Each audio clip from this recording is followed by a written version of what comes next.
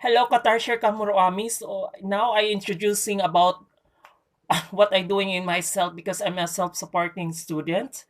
Even though I'm OFW and seafarer, I still am studying. We call that one is long distance learning. So the best school supposed to be to enjoy usually in the Philippines in about the long distance learning. I introduce you the Philippine Christian University. So we call it that one is Program for Accelerated College Education of PACE program. So I will ask about what is long distance learning. What is your what do you want to attend class and whatever you want to what is the best course or degree to be enrolled in Philippine Christian University as long distance learning. So we talk about the what is long distance learning. Long distance learning is allows students to complete high school or continuing education college courses without physically being on campus. Classes may be taken online through audio or videos, cassette or instruction, or by through email. So the best for me, I'm a separer, or so I'm OFW because I only finish only second only associate hotel restaurant management. I want to get a degree holder in college. So I dropped by to Philippine Christian University because binigyan nila akong chance na pakag-aral even though na I'm here on board. So I'm still learning, I'm still studying about that course. So the best course I choose is Bachelor Science in Real Estate Management. So this is my enrollment slip in Philippine Christian University. So this one. So I'm still studying now, and this one is on my cards. That was before. This one is last sem, so I take this one. So even though it's very low grades because for me I do with myself. I'm the one who's supporting me. Even though I have a daughter, so I'm still studying, support my daughter and support my studies. Because I want to I have a goal in life to finish a degree. Even though I'm still working, I want to learn more. Kasi ang gusto ko mangyari, makapag-graduate talaga ako ng 4-year course. Kasi nakapagtapos na ako sa mga kapatid ko. So it's my turn myself to also to earn a degree or diploma in the highest education also. So this is one my class card.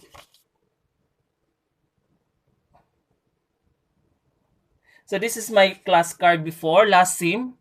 So I got 1.0, 1.0, and yeah, this one and another one. This one is in the best school for me is Philippine Christian University in long distance. Long distance learning options. Long distance learning, there's an option also. So long distance learning, also called distance education, allows students to earn course credit at the high school and college levels without setting foot on campus. So meaning, hindi tayo, ako, kasi ngayon, nasa onboard ako, I'm still studying. Kahit na wala yung sarili ko nandun sa school, sa campus ng PCU, I'm still studying my my courses, my subjects. So by through sending email. So distance education programs available in nearly every discipline from English, mathematics, anthropology, and anthropology. At the college level, student can earn associate, bachelor, masters, and even doctorate degrees through long distance learning. So that's why this is the best thing to do. Usually OFW na hindi po nakapagtapos ng college. So we have another option na makapag-aral tayo uli. Kasi ang importante kasi natin education eh. Hindi lang yung maka-earn tayong money. Kahit pagod ako, even though I'm sacrificing my study also. Look at, I just finished my duty, but I'm still studying, I still reading, I still making my homeworks because I passed that one because they needed, because they're passing my grades also. So ginawa ko yung kahit pagod na ako. Minsan, sorry for my English, but I want to explain it in English because some of my viewers, there's an English people. So now, distance education courses can be taken online through my So audio, so ginagawa ko audio, video tips through the mail or using combination methods. Some program combine off-site learning with an site instruction by requiring student to take a few classes, complete exam or campus. Mini long distance learning programs allow student to complete coursework on their own pace. So ito na 'yon.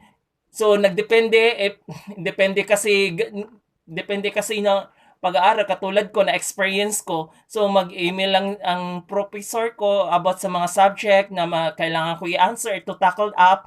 So I send sometimes I ask my co-student also because me too much galing kasi sa trabaho minsan pagod na din so nagpapatulong din sila ako kasi para makapagtapos din ako kasi goal ko talaga maka 4-year course ako kahit na mahirap pero siguro lahat ng hirap at masusuklian to balang araw. Long distance learning program are popular convenient option for students who are unable to take traditional class. So kasi usually mga katulad ko long distance na students, meron ding mga traditional. So yung mga traditional classes, yun ang mga regular classes na pumapasok sila sa campus, may mga sa harap ng blackboard yeah. And then ako naman ang harap ko just email, audio, yung pinapadala sa prof ko. So national education over student like us kasi if you have dream na makapagtapos kailangan mo talagang magsakripisyo. You must be sacrifice everything. Kahit pagod ka, kailangan mo mag-exam, kailangan mo magpasa ng mga mga documents na mga ipapasa na mga homework study. So 2 years diploma, most program no matter their field require general education core. Courses in areas including arts, humanities, foreign languages, and natural science. So sa akin, Bachelor Science in Real Estate Management, meron din akong yung mga, kasi maganda para sa akin, maganda kasi yun na course.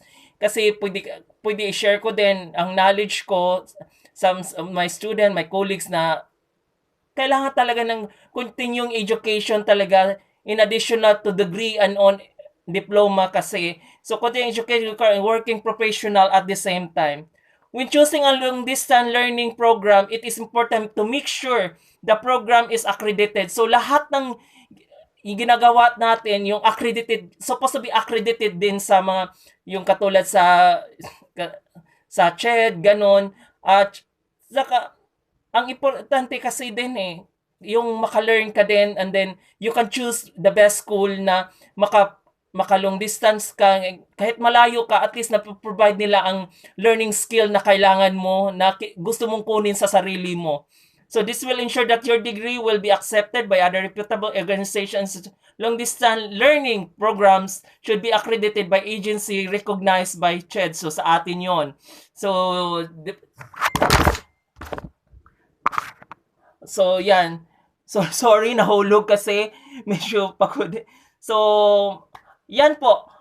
So ang ginagawa ko ngayon, I'm doing myself, even though katatapos ko magtrabaho, may ginagawa ako tapos nang mag-pray, so mag-study ako. So itong mga kinukuha ko sa PCU, Philippine Christian University, na mga, so understanding the self, Christian ethics, kasi Christian siya human resource management, good governance and CSR, art appreciation, reading Philippine history, operation management, computer science and technology society. So sana po makapagtapos ay makapagpasa ako ng mga kailangan ko. So the best school for me nga I choose is Philippine Christian University sa learning education ko para makapagtapos ako ng kolehiyo. Kahit mahirap, alam ko lahat ng mga bagay ay mahirap pero kailangan nating magsakripisyo bawat.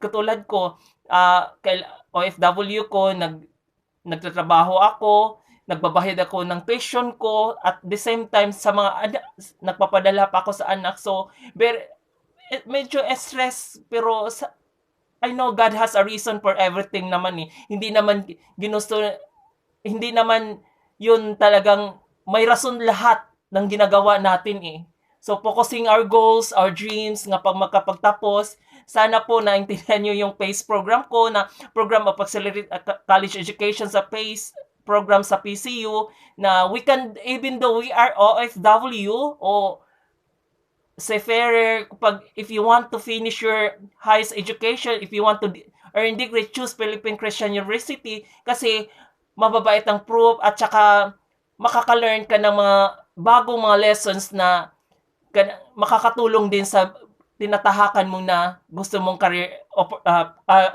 opportunity in the future. So maraming salamat. Sorry po. Minsan kasi ang English ko hindi ko kasi I'm from Visayas. So I hope you understand me. So God bless and thank you for watching my YouTube channel and don't forget to subscribe, like and share. Maraming salamat po. This is Inday Ana Pagobo. Thank you mga ka-Tarshare Kamuro Ami.